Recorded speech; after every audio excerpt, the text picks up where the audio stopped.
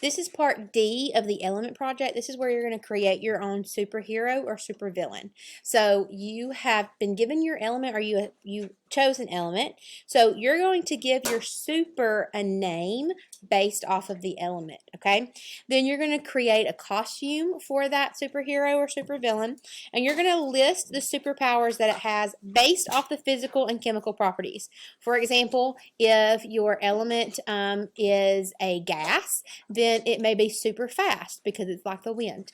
If your element is really hard and heavy, then super strength may be a physical and chemical property or a superpower.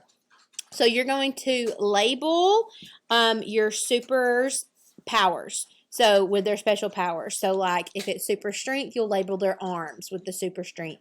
If they're super stretchy or bendy because they're ductile or malleable, then you're going to label like their torso. So you're going to draw your periodic your super, and you're going to label it. Then you're going to explain how the superhero got these powers. So you're just going to basically come up with a story. It just has to be kind of a quick one. And then you're going to tell what your super's weakness is. Now, these are going to be loosely based on the physical and chemical properties. Label the parts of the super with these weaknesses, okay? So if your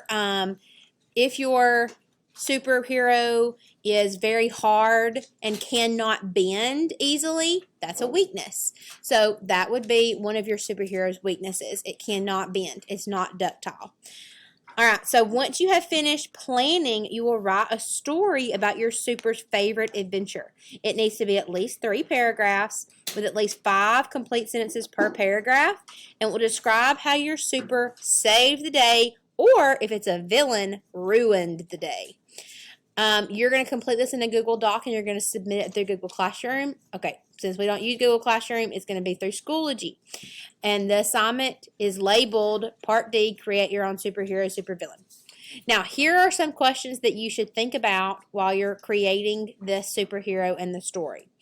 What was the case? So, what happened to make your superhero save the day? Or what happened to make your supervillain ruin the day?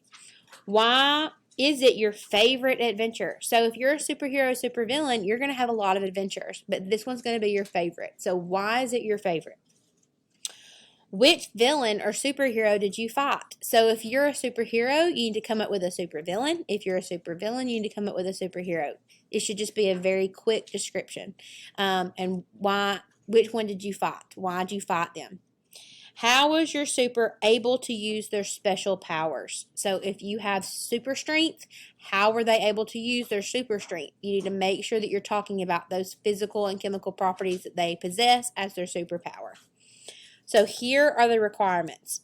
All right, so make sure that all of the parts of the process are completed. It's going to give you 20 points. If you got partial requirements, it's going to be partial credit. And if you didn't meet any of those requirements, you get 0 points. Accuracy of facts. So if you present a story that's based off scientific information, like if you present those physical and chemical properties to determine their strengths and weaknesses, then that's accurate. So you'll the symbolism is going to be accurate and correct, so you'll get full credit. If it's very loosely based and I can't really understand the correlation between the two, like if you say that you're a very hard, heavy metal, but you have super speed, I don't really understand the correlation between those things. So you need to make sure that you have a correlated super strength and superpower. And if there are several factual errors, then you're not going to get any points.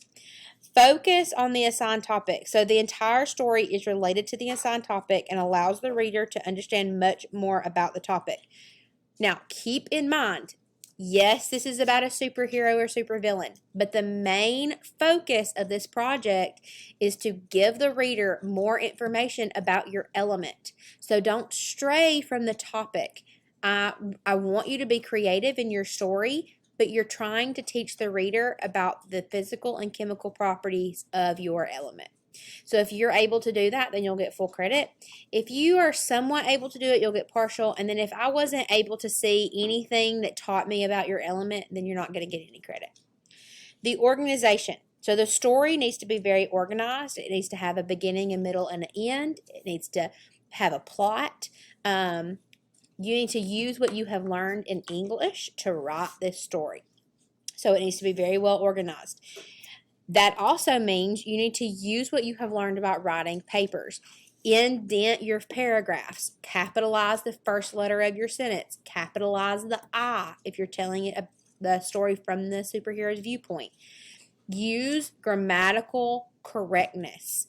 If you have lowercase i's and you didn't capitalize the first letter and you didn't put any punctuation, organization, you're not going to get very many points on. So make sure that you are very organized in your story. This page is your planning page, okay? So here is your superhero's name, your arch enemy, and their powers. This is like if you're a superhero, this is a supervillain. If you're a supervillain, this is a superhero. You're going to draw and label the weaknesses and the strengths. So this is where you draw your superhero or supervillain. Down here, you're just coming up with the main idea of your superhero or supervillain. Okay, you're not writing the whole story right here because remember it's 3 paragraphs. So you're just coming up with the main topics. You're just outlining basically or writing an introductory sentence. Now, this page you need to take a picture of this page and you will upload it to the Google document that you are typing your story on. So you should have the entire story and then you should have this page in the same Google document that you are submitting, okay? If you're missing this page, then you only get partial credit. If you're missing your Google assignment where you wrote the whole story, you only get half credit. So it's important that you have both things in your Google Doc. Then you will submit that to Schoology.